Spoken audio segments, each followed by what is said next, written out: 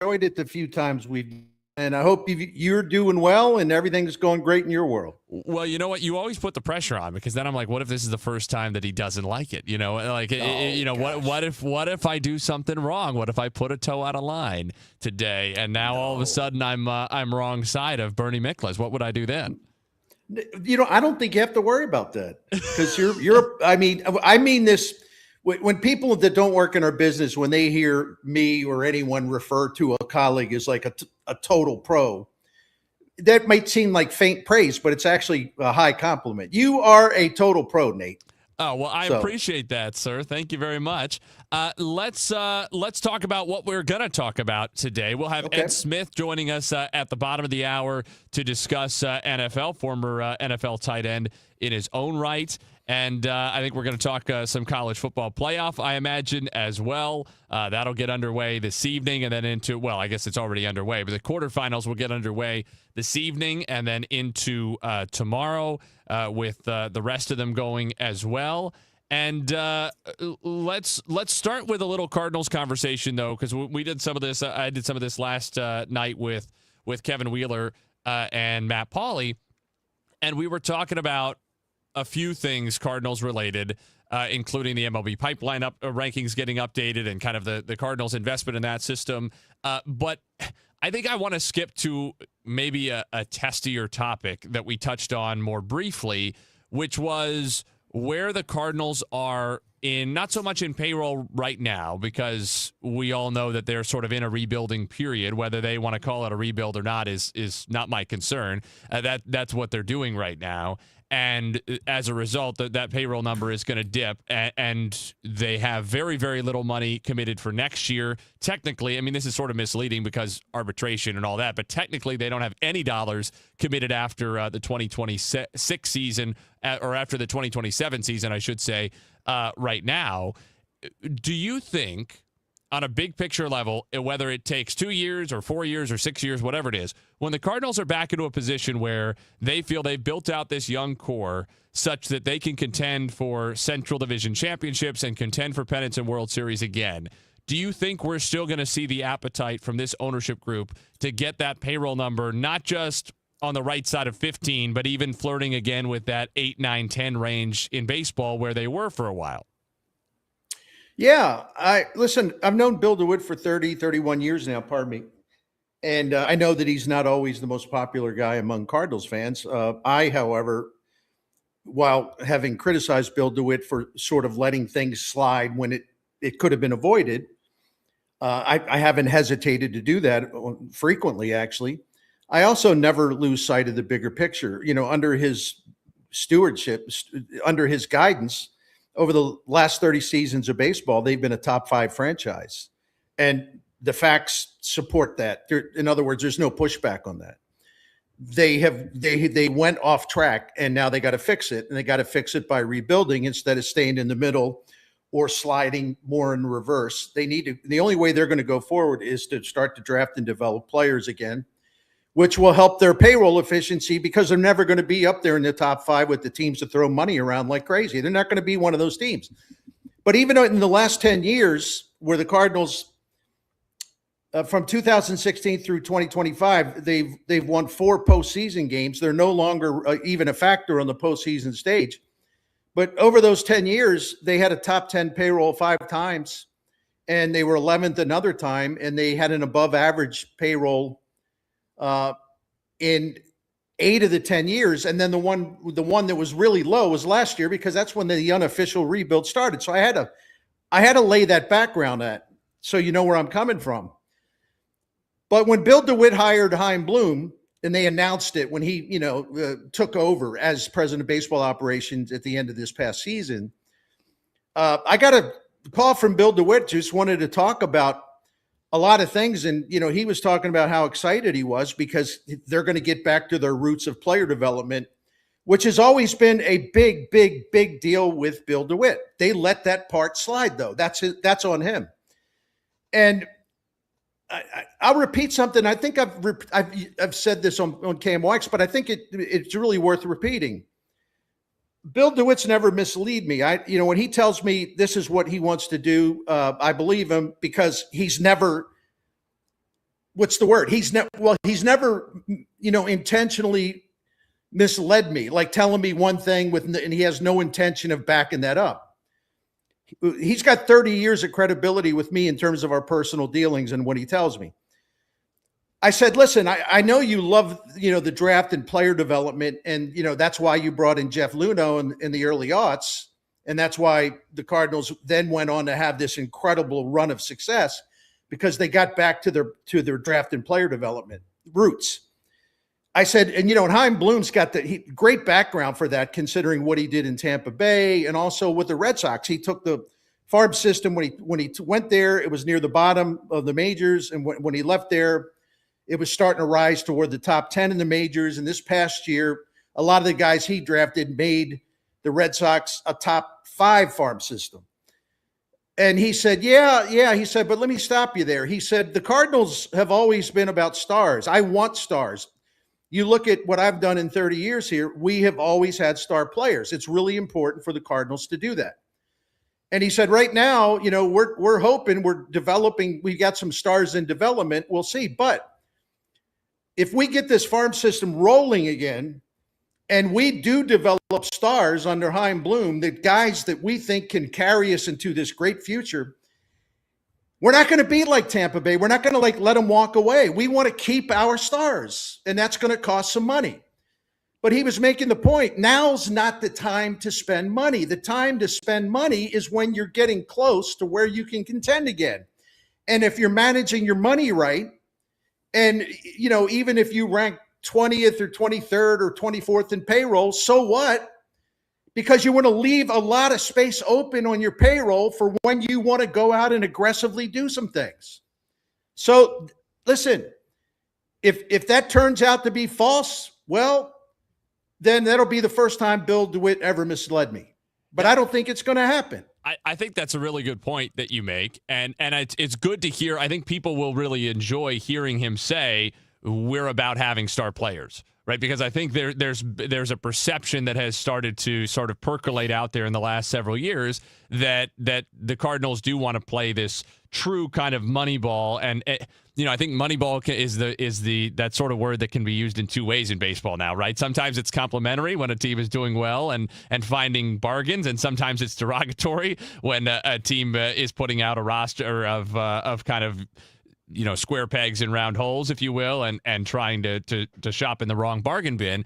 And so I think people will be happy to hear you say that. And I think it makes perfect sense for him to say that now's not the time. That would be wasted money. If you're buying your way from 73 wins to 77, or even from 77 to 81, what are you really getting for your dollar in that situation? The Cardinals don't have a strong incentive to try to buy those wins. Whereas if they build a core that gets them to being a 90-win team in a few years, and they can spend several tens of millions of dollars to buy themselves from 90 to 95. Now you're getting huge marginal value when you're spending that money, because the marginal value of those 5 wins is so much greater than they are going from 75 to 80 or what have you. The other piece that you bring up, and this was discussed, I think, with Paulie and Wheeler last night as well, is that I think sometimes the amount of money the Cardinals have spent in the last few years gets lost because it's been so unsexy. And in this sense, I don't mean because they've been sticking to fundamentals. I mean because they've had to spend it on the back half of their rotation, right? I mean, when they're spending 8 figures, they spent over $50 million a couple of years ago on some combination of Michaelis and Lance Lynn and Kyle Gibson and Eric Fetty. Fetty, I guess, was midseason. But, when you're spending 8 figures on those types of guys to be best case number 3, if not 4 and 5 starters, well, no wonder you're not able to go out and get those guys who are going to be the big headline bats, because the money's getting spent on a number 4 starter. Right. Listen, can I offer you a sneak preview of a column that I'm in the process of writing? Not literally while I'm on the air, but this goes along to what you just said. But I got some details on that. Since the start of 2023, the last 3 years, the Cardinals they have the 25th best starting pitching rotation, and they're 29th in strikeouts. Their win probability added is 28th. They got a bottom 5 starting rotation. Do you know how much money they spent total on that rotation over the past 3 seasons. I calculated it this morning. I mean, it's got to be well north of $100 million. $273 million. Wow. So that's $90 million a year. Yeah, in contracts, some of these contracts predate. Let me add that caveat. Some of these contracts, like Miles Michaelis, he's had 3 different contracts. They predate 2023, but the point is, the bulk of their starting rotation were guys that they had to go out and purchase because they weren't drafting and developing their own pitchers, which used to be a tremendous Cardinals strength. So you got to go chase guys and throw money at them. One other stat to just prove my point here. Since 2023, 25% of the starts and 16% of the starting pitching innings have been supplied by players that they drafted and developed.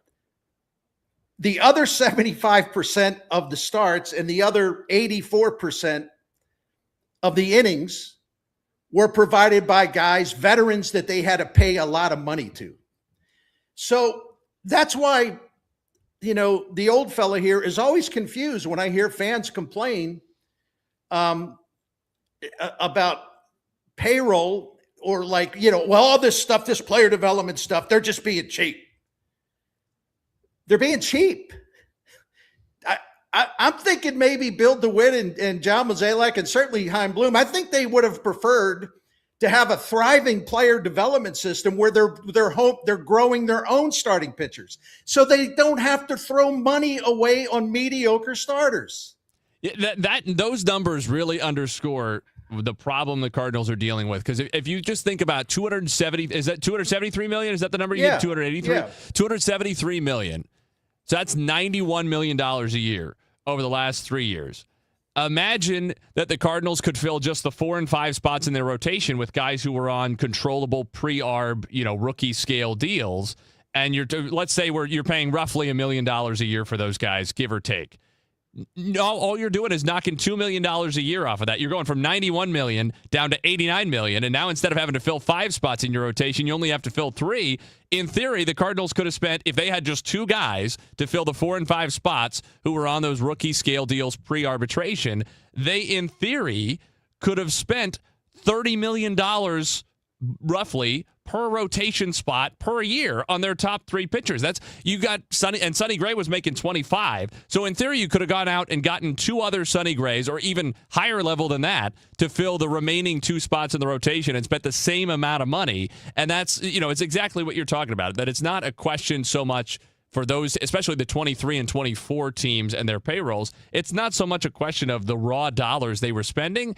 It's where they were spending them and how they were allocating them and how that restricted their ability to get those top-end guys. Yeah, and I want to make something clear because I think I misstated something, and that's my bad. Because looking at my notes, I included the Miles Michaelis salaries before 2023. So I'm going to correct that. I'm going to subtract those. So that would take it down to 32, 38, 46. That'll take about 50 million off the figure that I gave you. Okay. I just wanted still. So that's my bad. But still. But the only reason they were spending that much is because they had a catastrophic failure to draft and develop their own starting pitchers. Because if you go back to all those, if you just go back to like the 2013 team around that time, I mean, they had Michael Wacha, they had Shelby Miller, and they had Carlos Martinez, and they had little later on Jack Flaherty. I mean, they had all these great young relievers that were cost controlled and all that. And I'm leaving a couple starters out, but you get my point. They didn't have to go out and spend a lot of money on pitching because why? You know why? Because when you know what you're doing and you have great success drafting and developing them, your payroll efficiency is outstanding. And then that's why you can go out and add pieces that you need elsewhere on your club. And the other thing I've never understood are the people that don't seem to understand, because I've had people get in my face, metaphorically speaking, and they say, well, you talk about draft and development. They've never been draft and development. Look at all their big stars. Look Look at Roland and Edmonds and Daryl Kyle and Larry Walker. Those guys came from other places, and Goldie and Arenado. Those guys came from other teams. Well, how did the Cardinals get those guys? They traded prospects for them.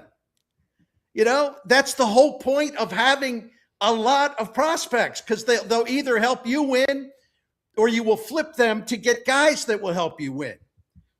I don't mean to sound so cranky, but why is that so difficult to understand? I don't get it, So anyway. Well, we will take a break, and when we come back, we'll spend a few minutes on St. Louis Billikens basketball. Ed Smith is going to join us at the bottom of the hour to talk NFL, and we will circle around to the college football playoff at the end of the show as well. Those Billikens will be in action now under 3 hours. Tip-off on Chaffetz Arena and here on KMOX St. Louis against St. Joe's in the Atlantic 10 opener. Coming up next, this is the Gashouse Gang.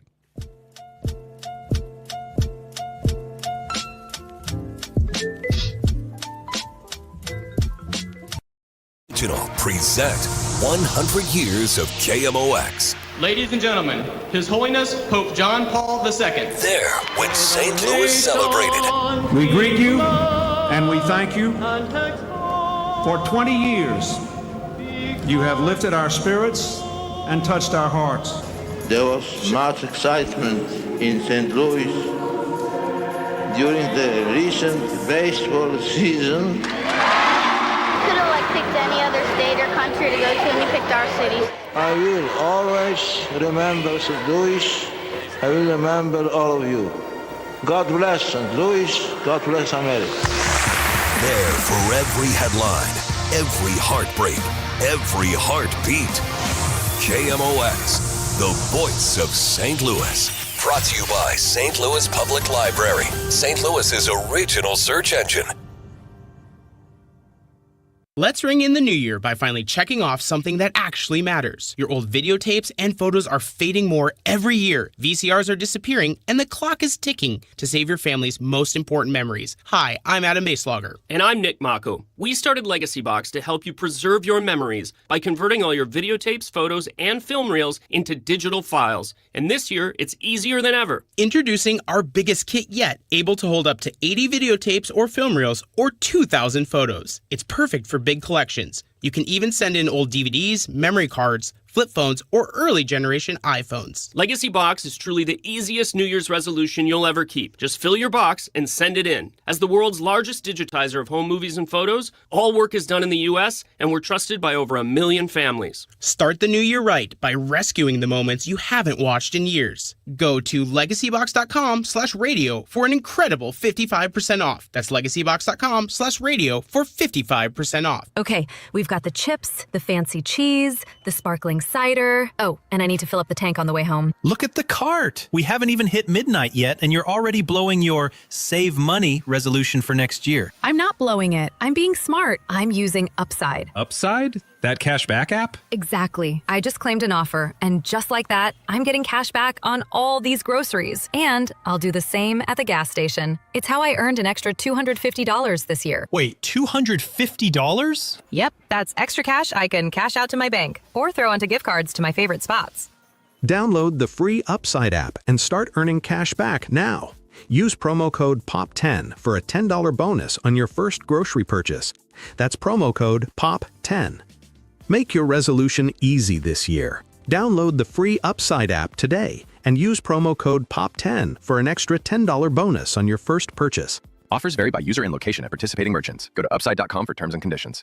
Hey, St. Louis City SC fans, mark your calendars now. The Boys in Red return to Energizer Park to kick off Season 4 Saturday, February 21st. And you could be there for the dawn of a new golden era of St. Louis soccer. Go to stlcitysc.com/tickets and reserve your seat now for the MLS home opener versus Charlotte FC. Limited quantities remain. See you soon, St. Louis. The news of 2025. Category 5. October. Hurricane Melissa made landfall here in Jamaica. There aren't enough air traffic controllers. And the summer shutdown. Peace in the Middle East. After months of deadlock, the hostages set to finally come home. George Soros and his network is behind funding these rallies. Protesters were throwing objects at ICE agents and vehicles. We don't want kings in America. For all the news of 2026, stay with 104.1 FM KMOX. Hey, this is former Cardinal Adam Wainwright. Congratulations to KMOX on 100 years as the voice of St. Louis.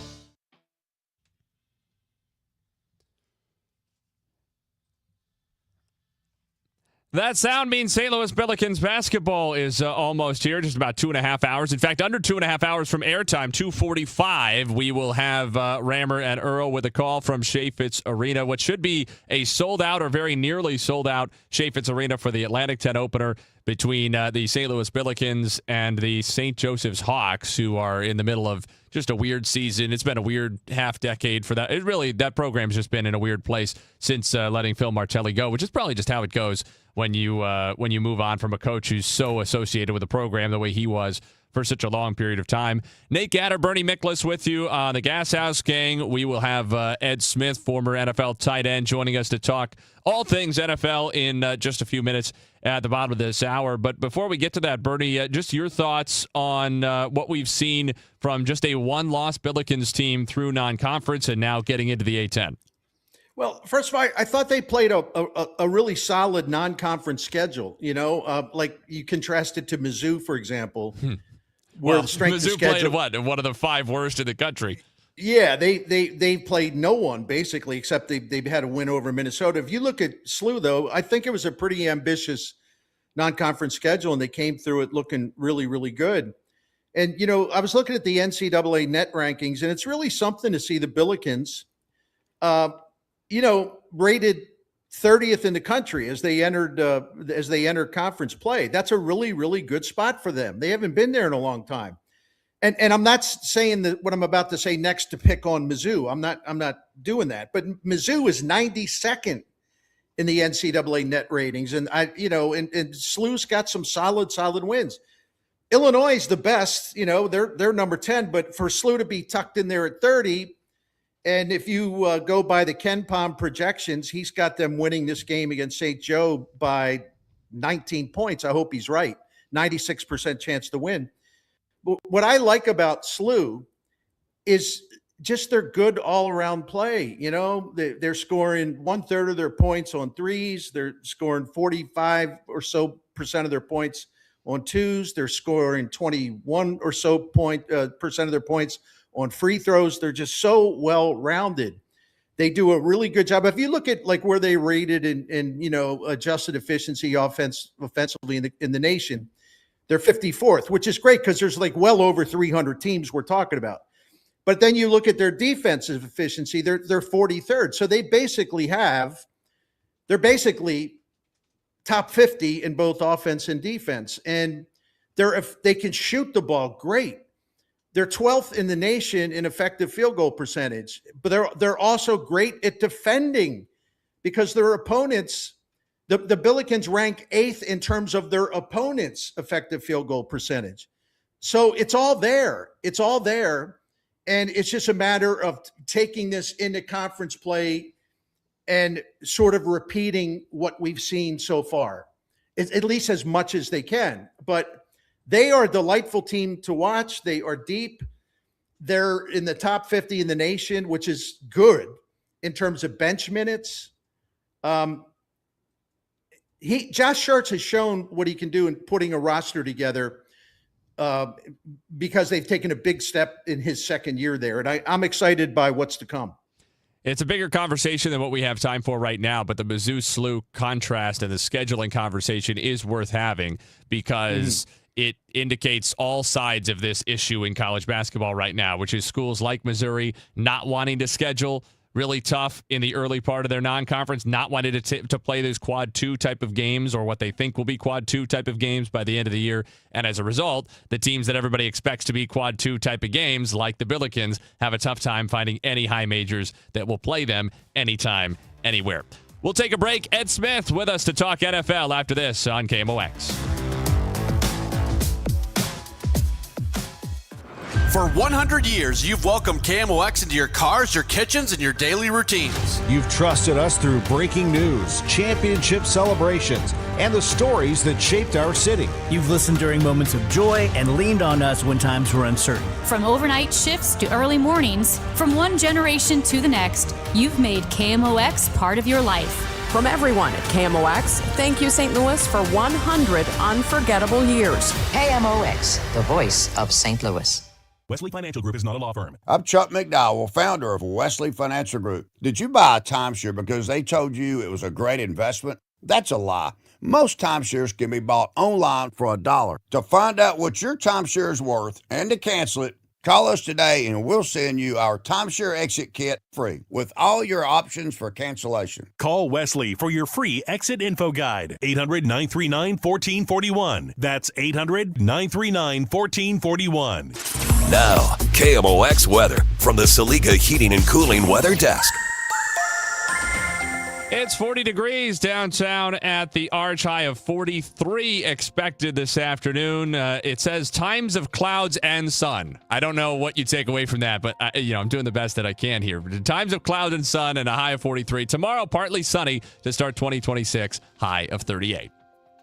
This report is sponsored by McKelvey Homes. Hi, I'm Jim Brennan at McKelvey Homes. Have you always wished for a brand new home in an established neighborhood? Select one of our move-in ready custom homes throughout St. Louis, or we will build on your lot. Visit McKelveyHomes.com and move up to McKelvey. FIFA World Cup 2026 is coming soon, but your opportunity to be there starts now through an exclusive offer with an eligible Bank of America Visa credit card. For a limited time, become a new customized cash rewards or unlimited cash rewards Visa credit card holder, and you will be eligible for a chance to purchase FIFA World Cup 2026 tickets. Learn more at BofA.com/cardFWC26. What would you like the power to do? Bank of America, proud to be the official bank of FIFA World Cup 2026. Bank of America N.A. in partnership with Visa. Terms apply. Rights reserved.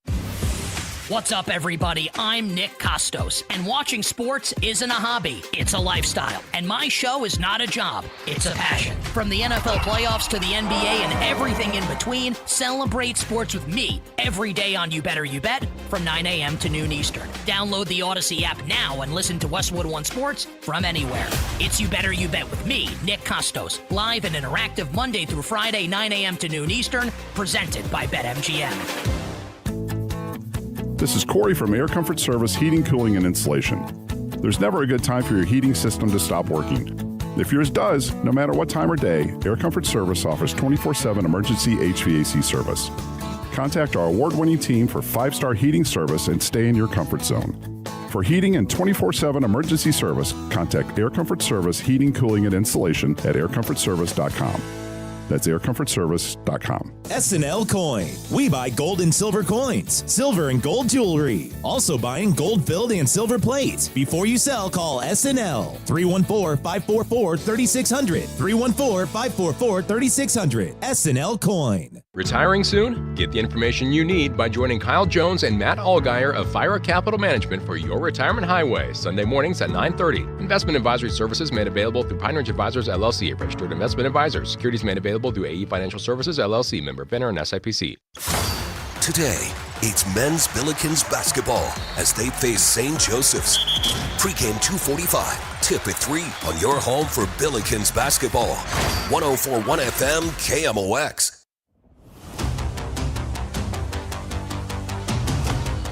Nate Gatter, Bernie Miklas back with you on the Gashouse Gang, sponsored by Saliga Heating and Cooling, SaligaHeatingandCooling.com. Working on getting Ed Smith with you to talk NFL, but Bernie and I are, believe it or not, capable of doing that as well between the two of us, so we're going to try to hold it down. Heading into Week 18 of the regular season, a couple of games on Saturday, and then the season will finish out on Sunday.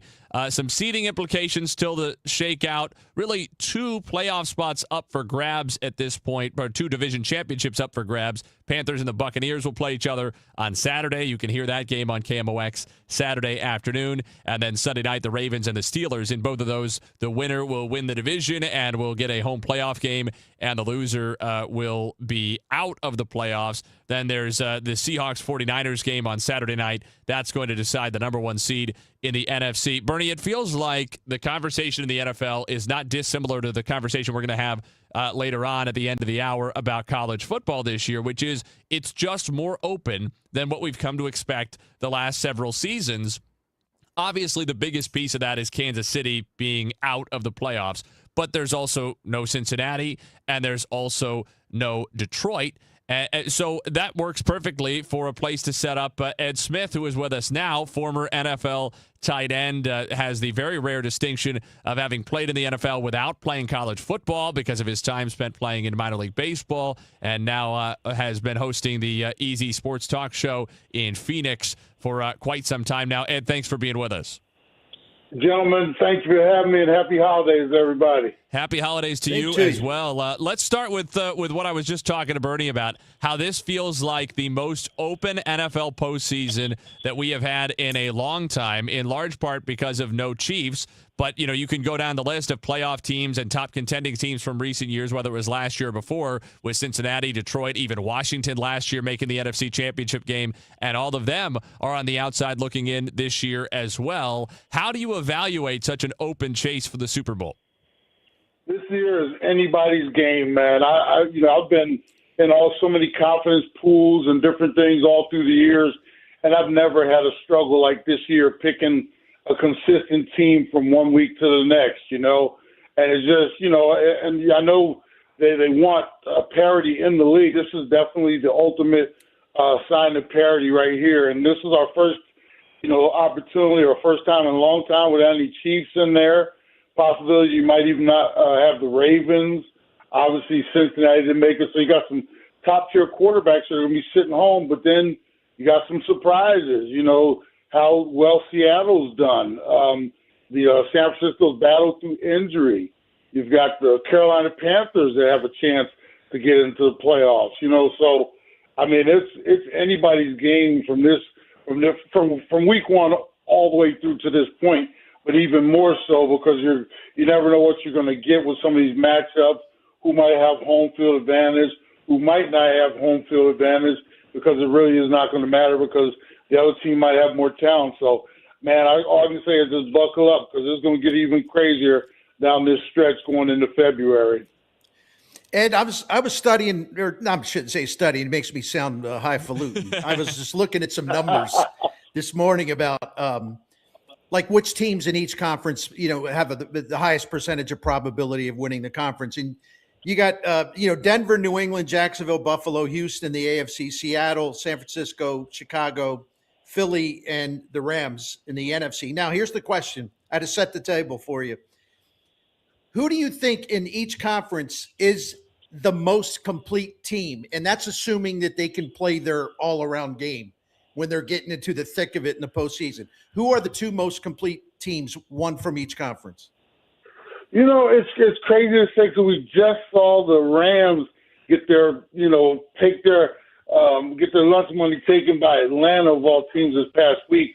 But I'm going to lean, you got some different teams at the top with Denver, one side, Chicago on the other. But I'm not really sold on their quarterbacks yet on the biggest stages. They've had some pretty good seasons so far, but I just don't buy them in terms of, that they're ready for the big stage. So that's why I'm leaning a little more, even though the Rams, got beat last week. The Rams, possibly Seattle in that second tier. And then on the other side, man, golly, I'd hate to say it because they're like Jekyll and Hyde, but if I had to put my money on anybody, I would say Buffalo with a big question mark just because Josh Allen, you never know when he's going to put that Superman cape on. But even with their defense, you really can't trust them all too much. But if I had to say, and I was talking to somebody the other day, I was like, if this isn't Buffalo season with Ravens being down, Mahomes not there, if this isn't their time, when is their time? So they better put up or shut up because that window closes fast. You ask Detroit on that one. And, so I'm going Buffalo on one side, and I got to go with the Rams on the other.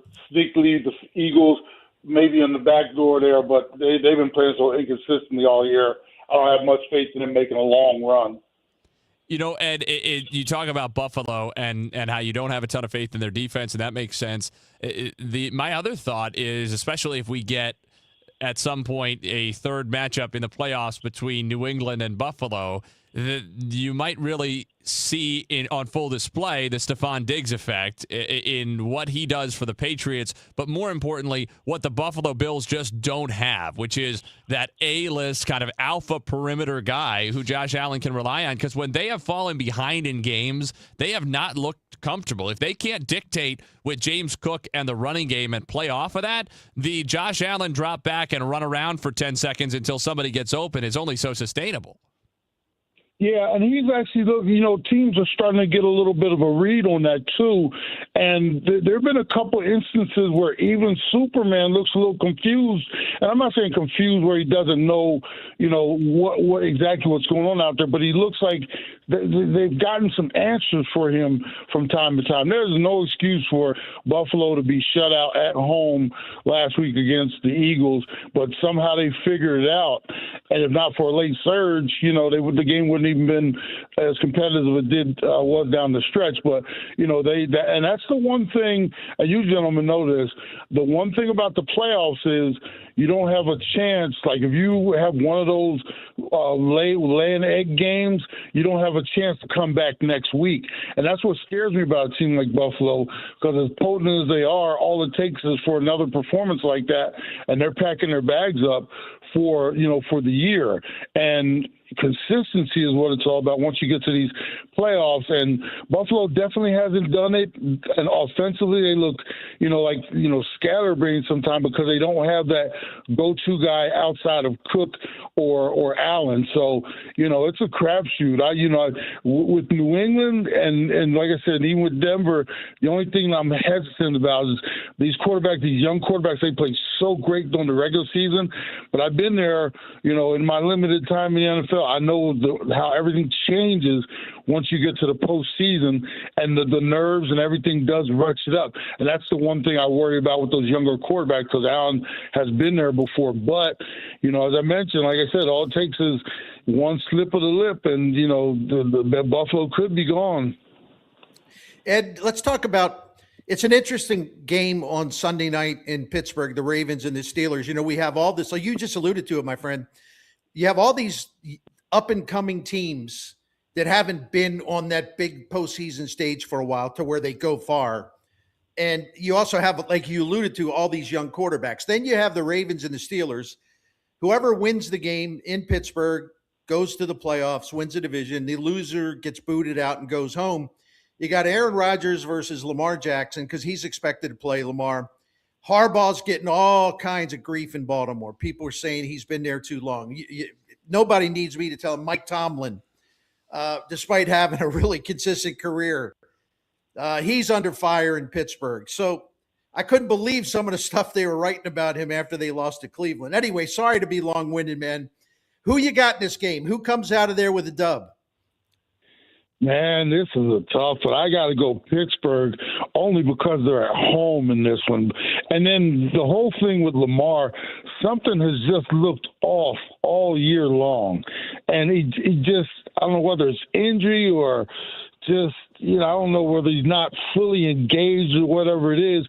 He's not using his legs. He's sporadic in the passing game. The best thing that Baltimore could do is come out and do exactly what they did with King Henry this past game. Just run him to the wheels fall off, and maybe that might be their road to victory. Otherwise, I think it's gonna be one of those sloppy, AFC North slobber knockers. Final score like 14-12 or something like that. And I think the Steelers do just enough, even though they're going to be minus DK Metcalf and his idiotic self. But I think, the only reason, if this game was in Baltimore, I'd be going the other way. But just because it's in Pittsburgh, I'm giving them a fighting chance. And I think, both head coaches, the pedigree speaks for itself. I always tell fans, be careful what you wish for, because you just might get it one day. and you be in the same boat as a lot of these other organizations like us out there in Arizona, still looking for, the head guy and the quarterback. But like I said, those two, Tomlinson and Harbaugh, they've done enough where they'll be chiseling out their heads for the plaque for the Hall of Fame is, 5 years after they're done with the game. But it's going to be a good one. I'm definitely going to be tuned into that one. Ed, we appreciate your time today. Enjoy the games. You guys, gentlemen, Happy New Year, you guys, and I look forward to talking to you again soon.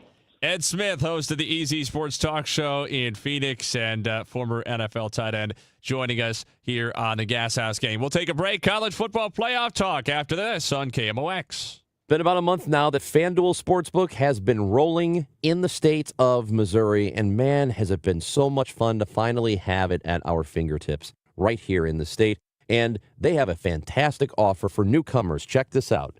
If you bet $5 and you win or lose, you get $300 in bonus bets. Whether you're betting football with all these games going on now or basketball, same deal, hockey, bet it with an app that is safe. It's secure. It is really easy to use. I've been using it for a while now and so happy to have it in Missouri. And so you just download the app, FanDuel.com/Missouri. That is FanDuel.com/Missouri, and get in on the fun. Because Missouri, it is time to play your game with FanDuel. 21 and over and present in Missouri. Gambling problem? Call 1-800-GAMBLER. First online real money wager only. $5 first deposit required. Bonus issued is non-withdrawable bonus bets that expire 7 days after receipt. Restrictions apply. See terms at sportsbook.fanduel.com. Nominations for the 2026 Women of Achievement are now open. The St. Louis Area Award is the oldest ongoing program in the area whose sole mission is to honor and recognize the volunteer service and volunteer leadership of women. If you know an outstanding volunteer in the St. Louis metropolitan area, or if you are one, Women of Achievement wants to hear from you. Nominations, including self-nominations, may be submitted now through January 11th. Head to KMOX.com for more information. $5,000. That's the average amount of money people in the U.S. are now spending on gas in a year. $5,000. That's crazy. If you drive, you have to download Upside, the free app that gives you cash back every time you get gas. That's right. You can earn real cash back with Upside just by buying the gas you're already buying. You can literally start earning cash back today. I use Upside every time I fill up, and I've already made around $300. You're putting gas in your car anyway. Why not get real cash back? If you like free money, download Upside. I'm saving the cash I earn from using Upside to help pay for a vacation later this year. Download the free Upside app now to earn cash back every time you buy gas. Use promo code FRESH to get an extra 35 cents per gallon on your first tank. You can cash out anytime right to your bank, PayPal, or a gift card for Amazon and other brands. Just download the free Upside app and use promo code FRESH for a 35 cents per gallon bonus on your first tank. That's code FRESH for a 35 cents per gallon bonus. If you or anyone you care about is facing a family legal matter, call Cordell & Cordell today at 1-855-GET-LEGAL. There's a lot on the line in divorce. This is Joe Cordell of Cordell & Cordell, the largest family law firm in the country,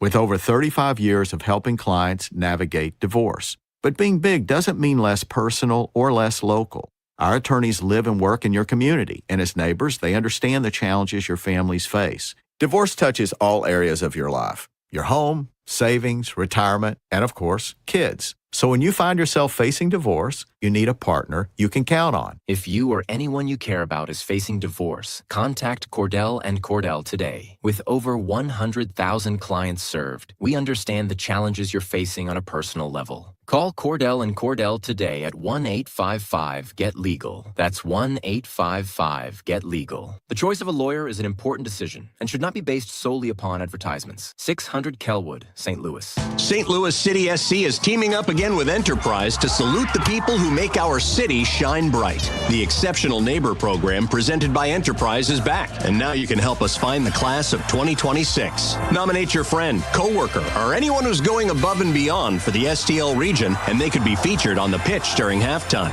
Go to stlcitysc.com/exceptional neighbor now through January 9th and tell us who you think deserves to be an exceptional neighbor. Presented by Enterprise. When it comes to planning your retirement, there's a lot to think about. Portfolio management, tax planning, and retirement income just to get started. Steve All and his team at the All Financial Group focus on those things and more. Their goal is to help you achieve your goals. Call 636-230-8824 or online, yourmoneymattersstl.com. Investment advisory products and services made available through Impact Partnership Wealth, LLC, IBW, a registered investment advisor. Insurance and annuities offered through Steve All, NPN number 153-07419. Now back to the Gashouse Gang, sponsored by Saliga Heating and Cooling, Overhead Door Company of St. Louis, on 104.1 FM, KMOX. Nate Gatter, Bernie Miklas back with you to wrap up the Gashouse Gang on New Year's Eve, the final Gashouse Gang of 2025. Let's touch on the college football playoff. We've already talked about Cardinals. We've talked about Billikens. We've talked about NFL. If you missed any of that and you want to go back and get Bernie's thoughts or those of our guest, Ed Smith, you can do it on the free Odyssey app, AUDACY. You can also talk back to us on that app, although it's a little late. To get to us in 2026, and we'll see about what we might be able to do for you. Let's talk college football playoff here, Bernie. And I don't want to lead you too strongly because we still have 4 different games here in the quarterfinal round. Which games stand out to you the most? Well, the one tonight is interesting because a lot of people think that Miami's going to knock off Ohio State. I can't see it. I think Miami's too flaky. They're a good team, but we've seen them flake out too many times. And Mario Cristobal usually finds a way to get in his own way with some really bad decisions. That was an impressive win against Texas A&M last week. But Texas A&M, if you look closely at their SEC schedule this year, the opponents they played had this incredibly awful collective record in SEC play. So I think Texas A&M was a little propped up. But anyway, yeah, and even then A&M got Mizzou when they were down to Matt Zoller's third-string quarterback for the first time. That's right. So I think A&M was in some ways touched by the hand of God this year in how they were guided through their 12 games. And and Miami's defense is good. There's no question about it. But anybody who watched the Texas A&M game, as I did, saw that Marcel Reed, who's a talented quarterback, he was really off. He was really rattled. He was inaccurate. He was hesitant. And then he showed up also for that Miami game. So, I'm trying to factor that in. But here's the bottom line for me. I don't see how Miami, and unless Mark Fletcher does the runaway train thing again, and you cannot run against Ohio State, I don't see how Miami scores enough points against that Ohio State defense. I just don't. To win the game. To me, the only path for Miami, and I agree, I think Ohio State wins.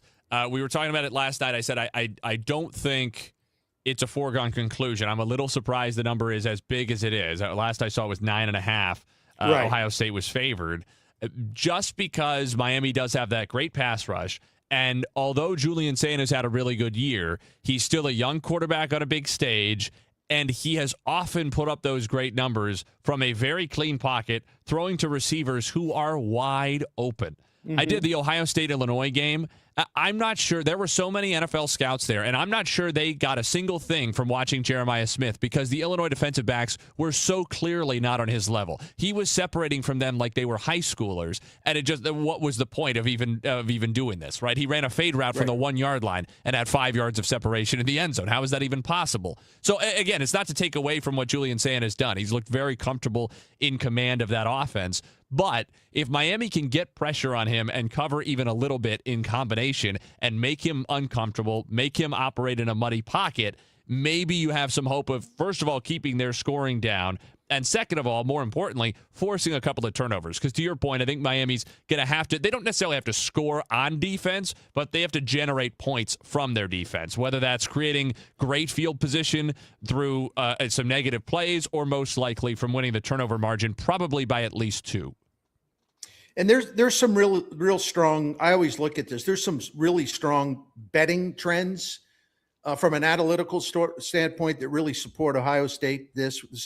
Under Ryan Day, they've been great in games where they're favored by 3.5 to 9.5 point, just great. And Miami, when they've been in that situation, underdogs 3.5 to 9.5 points under Cristobal, they've lost 4 out of 5 games. So I don't trust Miami. I trust Ohio State a lot more. I tell you what, Nate, and I know we got to get out of here soon, and I'll be brief. The one game that I'm still having a hard time making my mind up on is Oregon and Texas Tech. I'll shut up and let you talk because I've been talking too much anyway. No. How do you see this one? Because I keep going back and forth. I like Oregon. I think Oregon has persevered in a season where they've had a ton of injuries. They've dealt with, their receiving core was just decimated by the end of the year, and they were still playing good football. That USC game, they put up 40-odd points, and they did it without any of their top 3 receivers who would have been on the depth chart coming into the year. Obviously, Evan Stewart's been out for the entire year, so some of that they've had time to adjust to as compared to DeCorian Moore picking up his injury later on in the year. But they were dealing with a lot of absences, and they found a way. To me, Texas Tech, it's not to say I'm not somebody who thinks that the SEC and the Big Ten is all the college football there is, but it is clear that the Big 12 is just not at that level. I don't think Texas Tech has been remotely tested in the way they would have to be for me to feel comfortable picking them against an Oregon team that is healthier than they've been in a long time.